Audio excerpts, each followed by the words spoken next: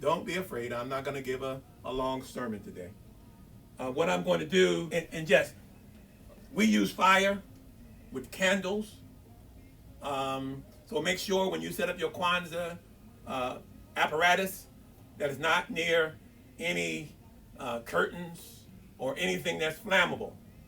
And never leave it unattended with children. And it's always good whenever you're going to have any type of open flame to have a fire extinguisher close by. Now, having said that, this is what we're going to do. We're going to, one, give a history of Kwanzaa. Two, we're going to talk just a little bit about how I personally got introduced to the celebration and when. We're going to explain or give a brief explanation of what the significance are of the Kwanzaa symbols. We're going to give a brief explanation of what the 7 principles are, and then we're actually going to do a little mock celebration. And we'll end up, if time permits, talking about why Kwanzaa is so important for times such as these. Is that all right? Yeah. Okay, I'm here with my wife and my son. Kwanzaa, the history of Kwanzaa. Kwanzaa was created in 1966. That's 2 years before Martin Luther King Jr. Was assassinated. And that's 10 years before Negro History Week officially became Black History Month. Now, let's back up just a little bit. The year 1965 was a critical year in the Black freedom movement. On February the 21st of that year, 1965 that is, Al-Haj Malik Shabazz was assassinated. Then in March, Bloody Sunday took place. That's the Edmund Pettus Bridge, where John Lewis was beaten within an inch of his life. In August, the 1965 Voting Rights Act was passed. And then on March the 11th, that date might be wrong, I think it's August the 11th, a riot broke out in Watts as a result of police brutality against a young black man accused of driving while black. The riot lasted 6 days. In that 6 days, 34 people were killed. I think it was almost 3,500 people were arrested. And in today's dollars, $330 million worth of property damage took place inside the Watts community. Now, the word on the street is that the Watts riots was the impetus, the motivating factor for a young brother named Ron Karenga to create Kwanzaa and author the Nguzo Saba. This young brother would become known as Dr. Maulana Karenga. Has at least 2 doctorates, and that's a program in and of itself, several programs, if you were to discuss his full qualification. Now, before we go forward, Kwanzaa is not a heroic holiday or figure that we hold up, an individual. It's also not a religious holiday. So what that means is whatever your religious affiliations is, Kwanzaa should not compete with that. What it is a celebration that celebrates family, community, and culture. And it's organized around 5 ancient foundation principles: ingathering, the reverence of the Creator and the creation, commemoration of the past, and an ongoing commitment to the highest African values. And of course, at its core, it celebrates good. What it does is it goes out and looks for good. and it nurtures and cultivates that good. And where there is no good, it creates it. Now, Kwanzaa pulls from ancient African first fruit and harvest celebration, and it does that while melding with modern day concepts and principles and practices. In putting this together, Dr. Maulana Karinga created a platform for African Americans and people of the African diaspora around the world to celebrate our continued commitment to strive and complete unequivocal freedom. The end of the year celebrations runs from December 26th to January the 4th. That's just a quick overview. Hopefully that gives you a little bit or confirms what you already know. Now, how did I get involved in Kawaii? I think it was back in 1976. It was a particular year for me in that a number of things happened around cultural awareness and seeing our images in everyday life and the things that we did. I remember that year I went into the grocery store and looking for a Mother's Day card and Valentine's Day card for my mother and my sisters. At the time, I was a single parent. And I couldn't find a Mother's Day card or a Valentine's Day card that had a black woman on it in a black neighborhood. Me being the brother that I am, I stepped to the store manager. I said, "Excuse me, my good man, this is the black neighborhood, and there are no cards for mothers of black women. There are no Valentine's Day cards for black women." He looked back at me right into my eyes and said, "Well, you're actually talking to the wrong person. The person you need to talk to is this young lady over here who happened to be a sister." Oh, that hit me like a sledgehammer. Then later on that year, with a number of incidents, but I'll cut this short. Later on that year, I was part of the community organization, and we set up a Christmas party that I took my son to. He, at the time, was around 7 years old. Again, we hired this black Santa. And we had the children line up to sit on Santa's lap. And when it became time for my son to take his turn, he looked at me and said, "I'm not doing it." 7 years old, he can sit on Santa's lap. We provided Santa with toys, and every child that's gone before him got a toy and went on and did their thing. He's holding the line up. He says, "I'm not going to do it." I tried to talk to him. I said, "Don't you want a toy from Santa?" He said, "No." He said, "Because that's not the real Santa. The real Santa Claus is a white man." I was done. It touched a nerve with me.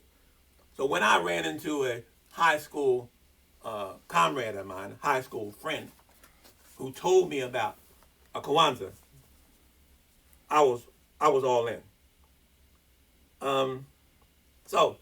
Having said that, it's time to explain the Kwanzaa symbols, as I've already said that I would do. Now, the way I thought that I might do it is to actually set up the display while we explain what the symbols are. Okay? So, we start with a mat. And the mat represents the foundation or the land from which we sprung. We also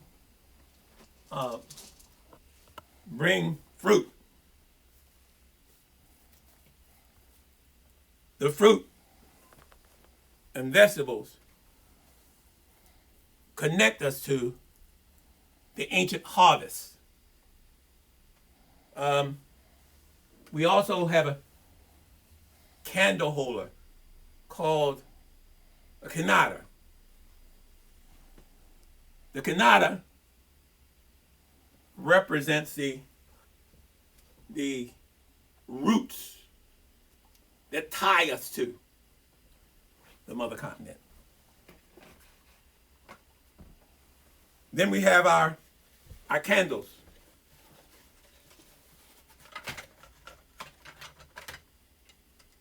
And the 7 candles line up with the 7 principles and the 7 days.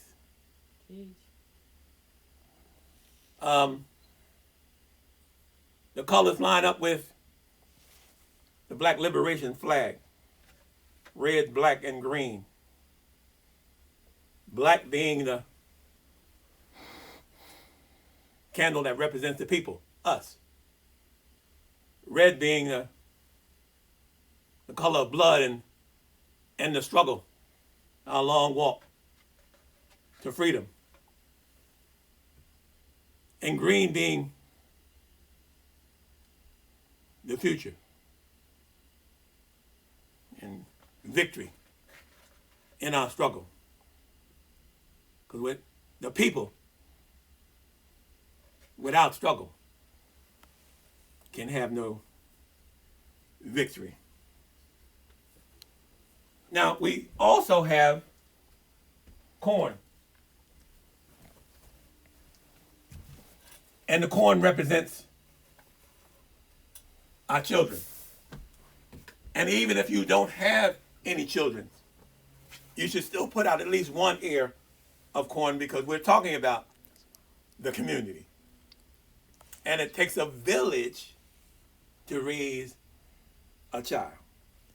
Now there are, let me put the rest of the vegetables and the fruit here. We want to make it look nice and colorful. We don't want to put out any rotten looking fruit. Okay, now we also have what we call the unity cup.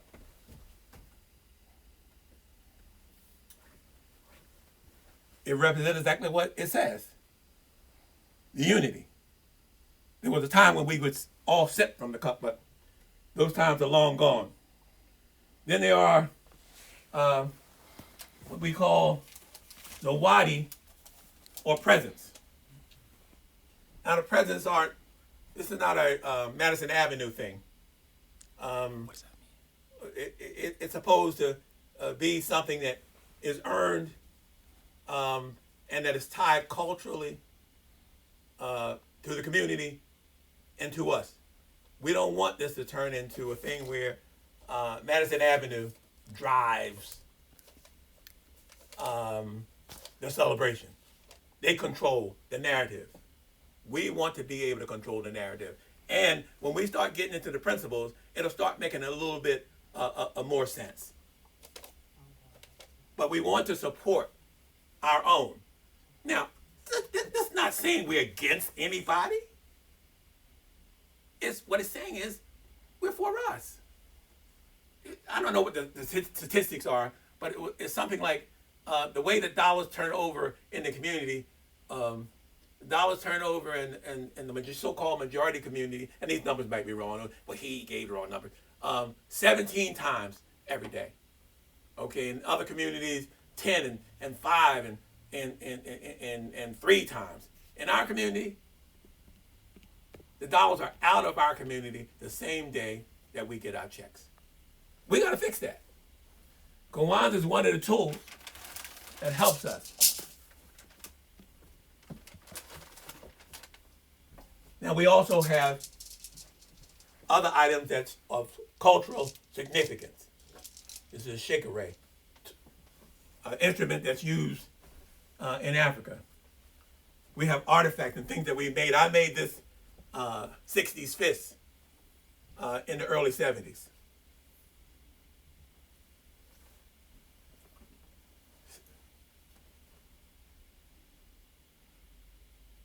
I don't think I left out anything as far as the symbols are concerned. Okay. Now, one of the other things that is not an official symbol, but we should always have books, and not just for the children. Cultural thing that is the same way I think it goes something like a people without knowledge of their history are doomed to repeat it. We should always have at least one book that's actually written by the creator himself, Maulana Karinga. I happen to like this particular book, The Code of the Righteous Warrior, by Dr. Alan Waller. My wife's friend wrote this book called God's Sugar. This is actually a practice where we're supposed to support each other. Again, we'll get into that when we talk about the principles. This is a critical book, Black History, Lost, Stolen, and Strayed. Another book, Egyptian Book of the Dead. And then another book here that just shows Egypt and the images that have been taken from us, recolored.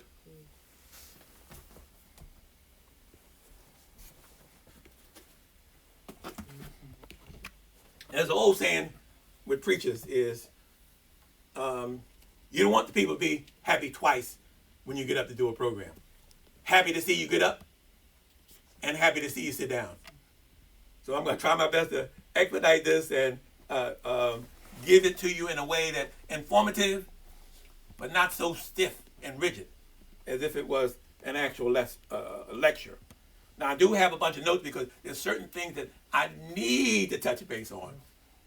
And I don't want to forget these particular things. All right. So, the number 7 appears over and over again with the Kwanzaa celebration. The 7 days. There's 7 candles. There's 7 principles. There's 7 symbols. And again, like I said, the candles actually line up with the principles and with each day of the celebration. The first being unity, or umoja, which is to strive for and maintain unity in the family, community, nation, and our race. The second one is Kuja Chakalia, which is to define ourselves and name ourselves and create for ourselves and to speak for ourselves. We don't have to be always apologizing for being black. My brother. My son says, my brother. Or we have to get to a point where we can be authentically black 24/7. You don't always have to have a dashiki on, but you need to know who you are and not be ashamed of it. The third day, Ujima, collective work and responsibility to build and maintain our community together, and to make our sisters and brother problem our problem, and to solve them together. The fourth day is Ujima, cooperative economics, to build and maintain our own stores, our own shops, and other businesses, and to profit from them together.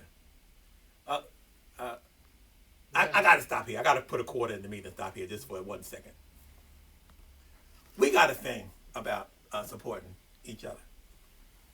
One black business gives you a problem, and you make a firm commitment for life that you will never, ever use a black business again. As if you never had any issues.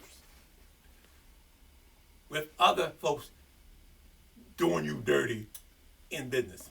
What do? You don't go back to that one no more, if you got any sense. You go to another one. But with us, we don't give each other a break like that.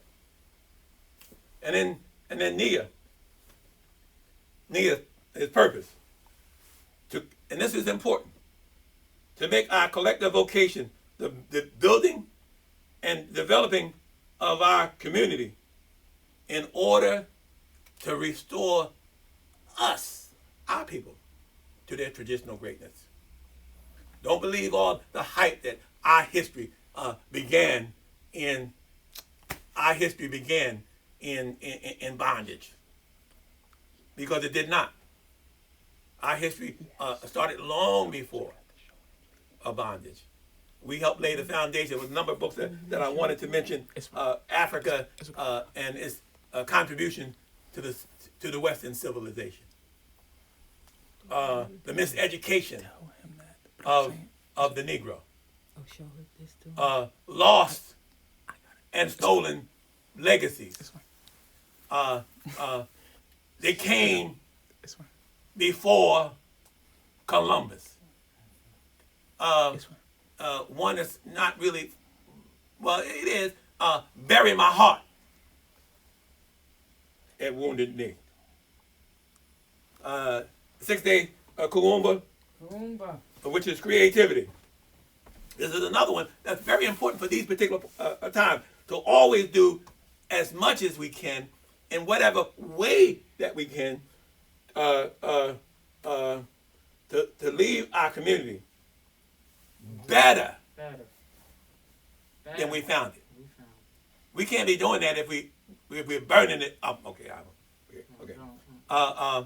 And then the last principle is Imani, which is faith. To believe with all our hearts in our people, our teachers, our leaders, and the righteousness and victory of our struggle. And what should our struggle be? Just to be the only one, the first one on and in a particular job? What should our goal be? For other folks to like us? For us to be able to go spend our money in other folks' establishment? No. I suggest that our struggle is about stepping back on the world stage as the moral vanguard that God made us to be.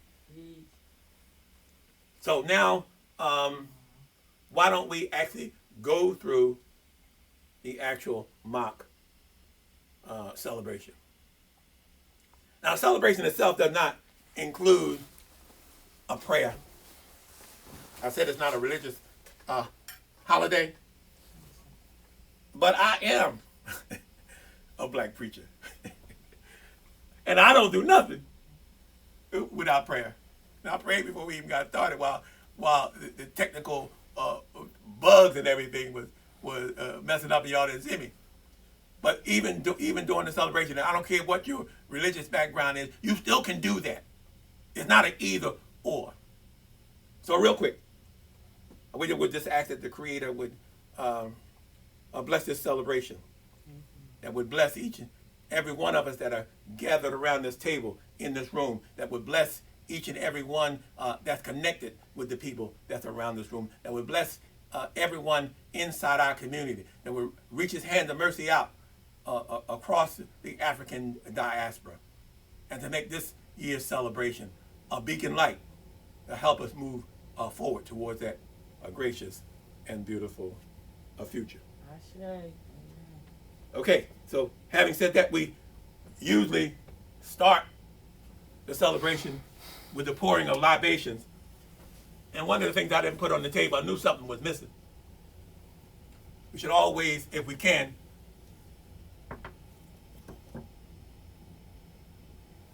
have some type of plant, preferably real and not silk or fake.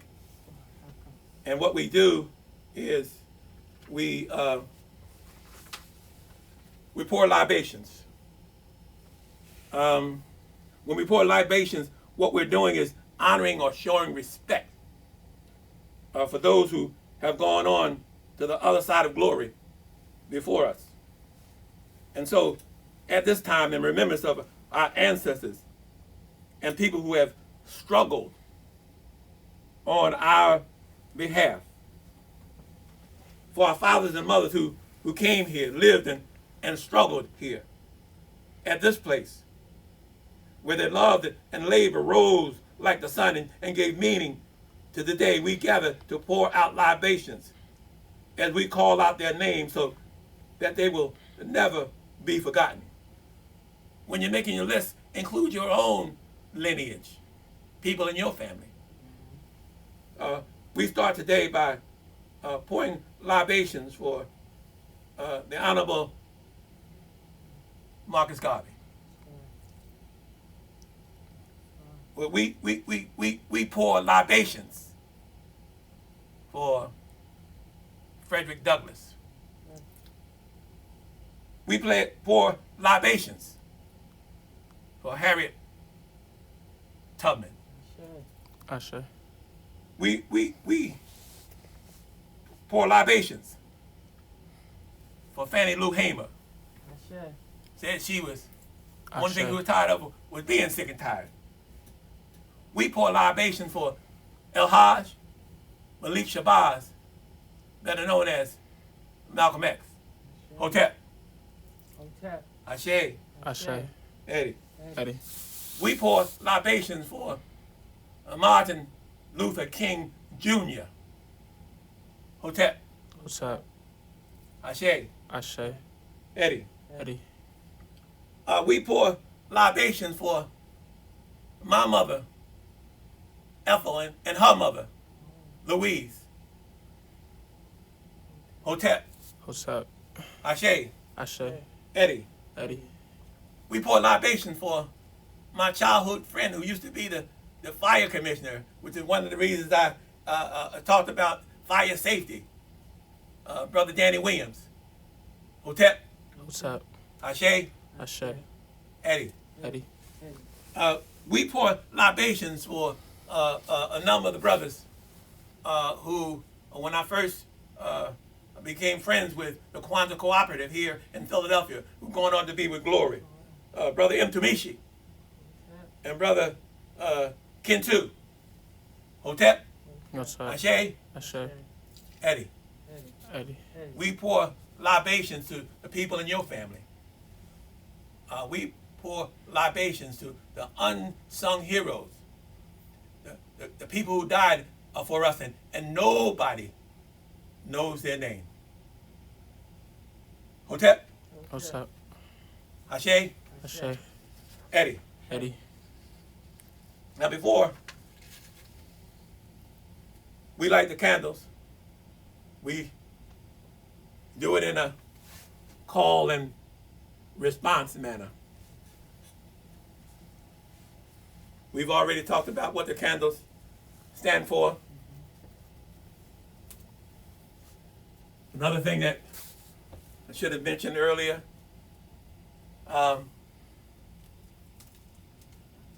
we put this on the table, soil from the mother continent, Ghana to be more specific. Oftentimes we talk about the mother continent as if it's a country. It is not. It is a continent made up of many countries. And so this is the actual soil from Ghana, Africa.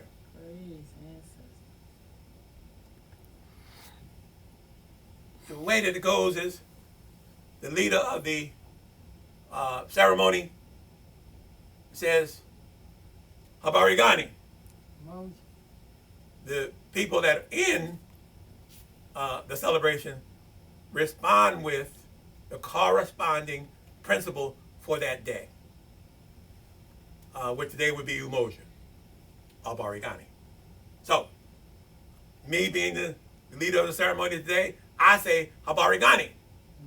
And then the folks here say Umoja Habari gani.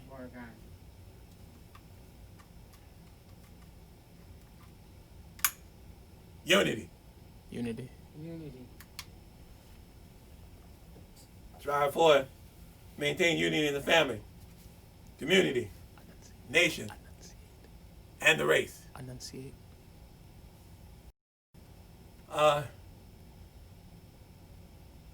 We're not going to do this every night, so we're going to do all 7 today. We do Kuja Chakalia. Habari Oh, my fault. gani. Koji Chakalia Habari gani. My bad.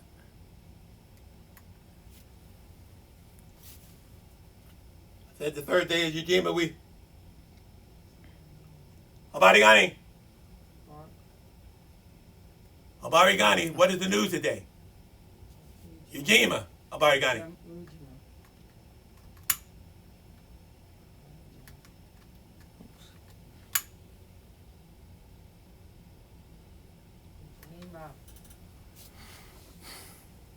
The fourth day, Ujima.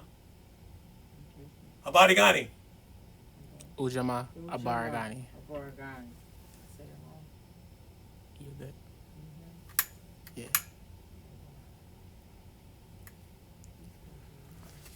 Fourth day is Nia. A purpose. Habari gani. Nia Habari gani.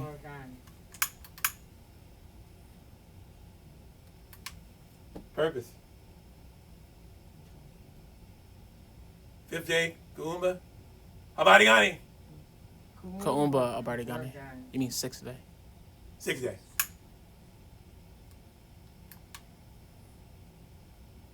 And then finally, the 7th day. Imani, or faith. Habari gani. Imani Habari gani.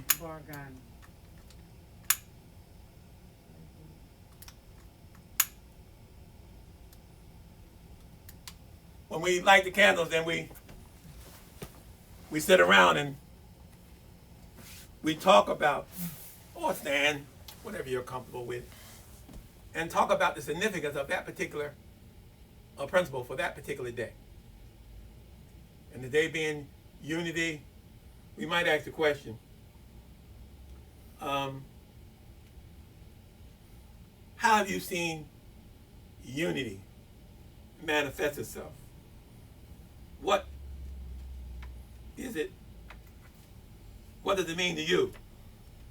And what do you plan on doing to embrace and promote it? Let me ask you, young brother Kawaii. Whatever comes to your mind. In the sense of unity, there are currently about 17 folks watching you.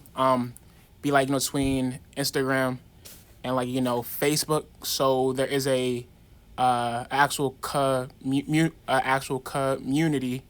and around this topic.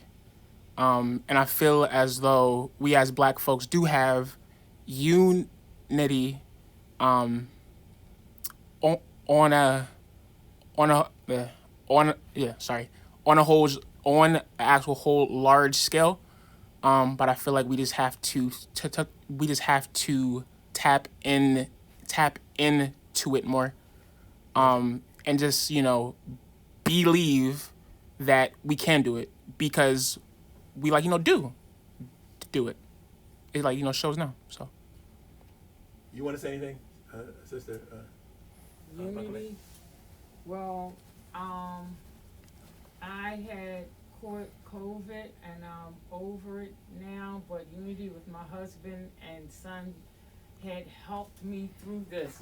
I had isolation, and with God's grace, they just served me, and now I am walking in my healing. They didn't complain and was helping me. Excellent. Excellent.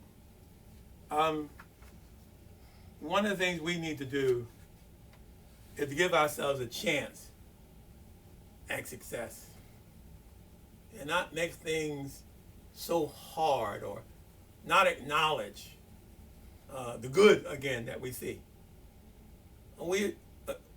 One black person does something, and then our immediate response is, why do all black people do that? No, all black people don't do that. But not say the same thing when somebody does something responsive. That person is the exception to the rule in our minds because of that whole miseducation thing where we look for the bad. And there was a saying years ago that if one of us didn't make it, none of us had made it. And all of us are not going to make it. Some of us don't want to make it. And that's not saying we leave behind and we turn our backs on anybody. But we can't all stay back. We have to make a way. Okay, and sometimes, just like the pyramid is at a point, and when we move forward, everybody is not going to be flat like that. It's going to be like this. Perfection shouldn't be the enemy of progress. Perfection should not be the enemy of progress. And so each night we would have a dialogue and maybe even play a game around the subject. And we don't always have to have something outside of our culture. Now we are a universal people. We can lay claim to places around the globe. But we will never be respected until we get to a point where we uplift and take the badge of shame off of wearing deep melanin. As we close, let me just say how important it is for us to, at this time, to at least embrace the concept of Kwanzaa's intention. Because practicing the 7 principles may not be all that we need to do to deal with the issues of our day, but please know, without unity, self-determination, collective work and responsibility, cooperative economics, purpose, creativity, and faith, we will never be able to step back on the world stage as the moral vanguard that God created us to be. Let's make this the year of the Nguzu Saba. Now don't forget, whenever you do the celebration, that you are cognizant of where you set this up. That's live fire. You don't want to hit near no curtains or no paper mache or anything that's going to go up in flames right away. And you want to always have your fire extinguisher close by. Now, again, check me out. They're asking, can you show the books again when you get a chance? My wife wants me to show the books again. I just want to. They're asking you. Yeah, on, yeah. Okay. They asked you to. Okay. And there's Marijuana's book. And these are just a few of the books. I have stuff in boxes, but you heard me mention a number of the other books. Bury My Heart at Wounded Knee. They Came Before Columbus. Africa and Its Contribution to Western Civilization. Just to name a few off the top of my head. Great Men of Color. I'm not sure this is the book that I was talking about, Lost and Stolen Legacies. But no, this is a different book. Yeah. But here's another one. Black History, Lost, Stolen, or Strayed, on that same line. Also, there's a book by W.E.B. Du Bois, and it's called The Souls of Black Folk. Soul of Black Folks. That's a very, very, very good book. Very, very Okay, good. now this other book is kind of hard to read. It's not the easiest book to read. It's called The Miseducation of the Negro, and it was written in 1926 or something like that.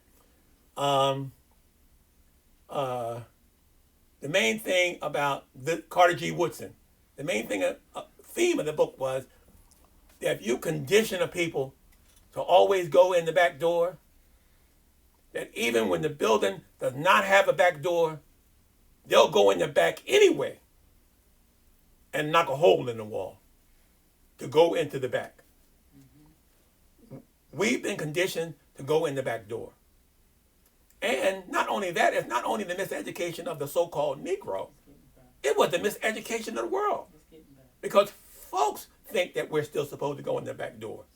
I'm not going to get into a whole lot of politics, but they are livid that we were the ones who put this current person out and are sending a new fella into the White House. This is just one of the many books that we have by Dr. Maulana Karinga, but you want to make sure you have at least one of the creator books, not the creator of the world, but Kwanzaa. Kwanzaa. I don't want nobody to tell me, Reverend, you say he was, no, I did not. Okay, and the author of the Nguzu Saba, which I said that this year is going to be the year of the Nguzu Saba. And this is the book by my wife's friend and associate. It's called God's Sugar. I encourage you to get it. I guess you can, I don't know exactly where you can find it, but Amazon. Okay. And then this book is a book that was just written by Dr. Alan Waller of Enon Tabernacle. It's called the Code of the Righteous Warrior, the 10 Laws of Moral Manhood for an Uncertain World. Okay, it's a really good read. The other thing is we Lost and Stolen Legacies, the Egyptian Book of the Dead, the book of Going Forth by Day. You need to have it for your children. Okay, and this I've never said this right. Tutankhamun. Okay, you need to have books like this in your library for your kids. Not only for your children, for you. And you need to get folks who are writing these books that are not making apologies for the black bondage trade. Okay. Okay. So that was the books. What did I miss? I need you to, if you would, to check out my YouTube channel called One Black Preacher's Opinion. I haven't been on in a minute, but in the new year we're gonna get back on it, and we're gonna put out at least one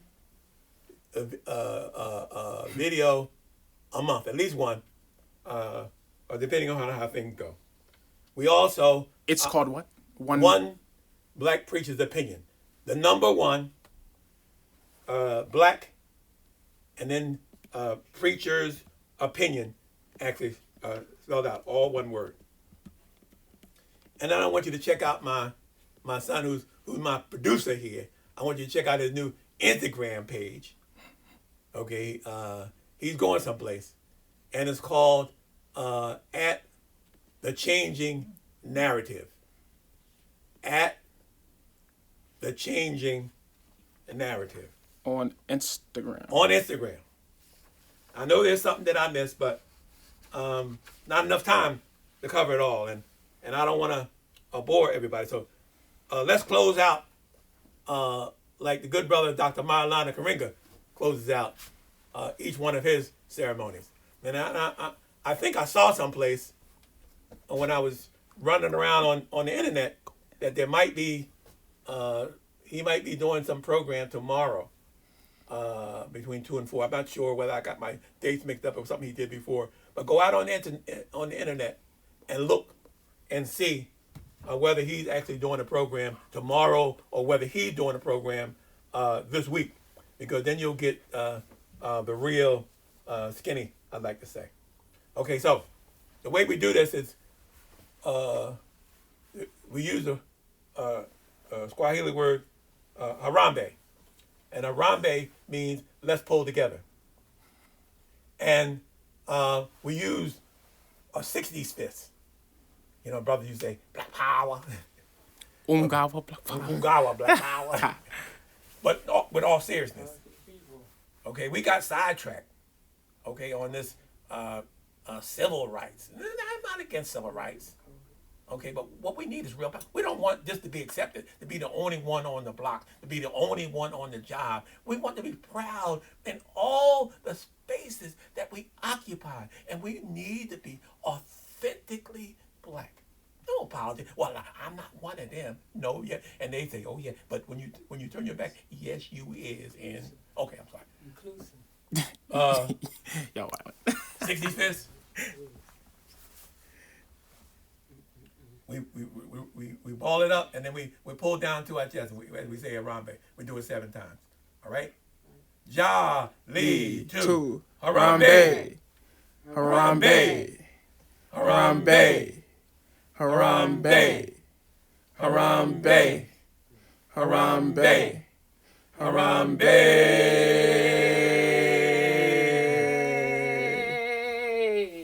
That's all I have for today. So the Lord delays his coming. And the creek don't rise. I'll see you next time in this space. Until then, may God continue to take a liking to you. God bless you, one and all. Peace. Have a nice Kwanzaa. Hope you had a nice Christmas or hope you have a happy New Year. Thanks for hanging out with a brother.